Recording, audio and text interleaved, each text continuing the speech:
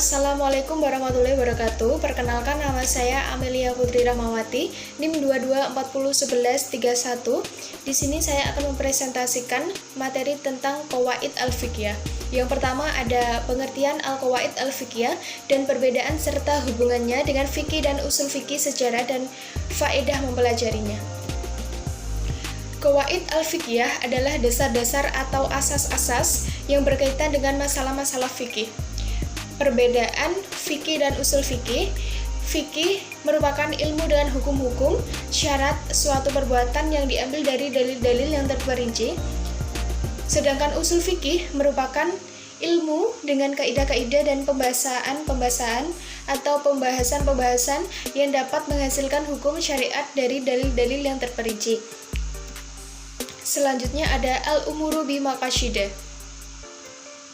Al-umuru bimaqasidah adalah suatu perbuatan seseorang baik secara lisan maupun tingkah laku yang dikenai hukum syarak sesuai dengan maksud dan tujuan dari perbuatan tersebut. Pembagian maqasid yang pertama berdasarkan takkid atau penguat.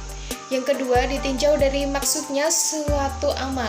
Yang ketiga ditinjau dari wujudnya pekerjaan hakikat dan tidak adanya pekerjaan hukmiyat. Di sini pentingnya niat. Yang pertama yaitu sebagai pembeda antara ibadah dengan adat kebiasaan, pembeda antara suatu ibadah dengan ibadah yang lain. Yang ketiga, merubah adat kebiasaan menjadi ibadah. Yang keempat, membedakan antara makna ucapan dan dilalah ucapan. Yang kelima, bertakrub kepada Allah.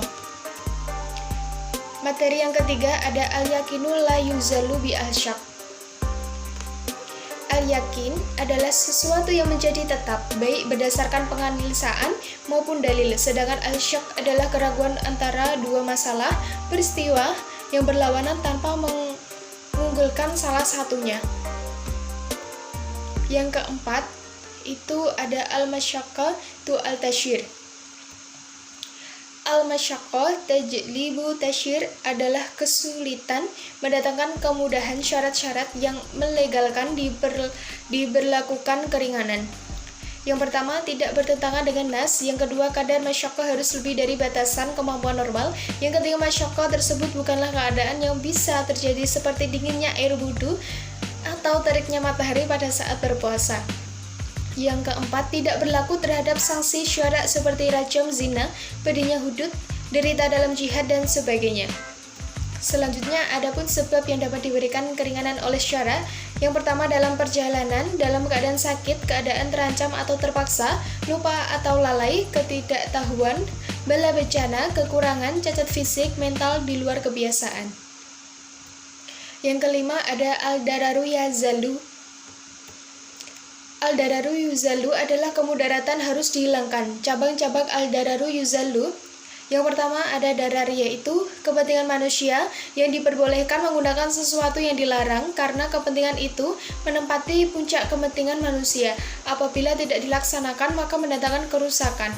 Dua, hajat, yaitu kepentingan manusia akan sesuatu yang apabila tidak dipenuhi mendatangkan kesulitan mendekati kerusakan.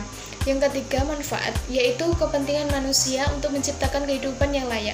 Yang keempat, zinah, yaitu kepentingan manusia yang terkait dengan nilai-nilai estetika. Yang kelima, fudul, yaitu kepentingan manusia hanya sekedar untuk kelebihan yang memungkinkan mendatangkan kemaksiatan, keharaman. Adapun syarat dan sebab al-dararu yuzalu. Yang pertama, ia membutuhkan atas ketidakberlakuan hukum pokok karena adanya kesulitan yang tidak bisa terjadi. Yang kedua, sesuatu yang dijati itu patut menggunakan hukum istisna, pengecualian bagi individu menurut kebiasaan. Yang ketiga, ada hajat, yang dihadapi merupakan hajat yang jelas untuk suatu tujuan bagi hukum syarak. Yang keempat, kedudukan hajat sama dengan kedarurat dalam aspek penggunaan kadar yang dibutuhkan dengan lepasnya keadaan yang menciptakan. Yang keenam, ada materi al-adatu muhakkamah. Syarat-syarat adah dapat dijadikan sandaran hukum. Adapun ada 4 poin di sini. Yang pertama, tidak bertentangan dengan nas. Yang kedua, adah itu harus berlaku umum. Yang ketiga, sudah berlaku sejak lama. Yang keempat, tidak berbentukan dengan tasrih. Adapun macam-macam kaidah al-adatu muhakkamah. Yang pertama, kajian adat dilihat dari segi bentuk material. Yang kedua, kajian adat dilihat dari segi kebahasaannya.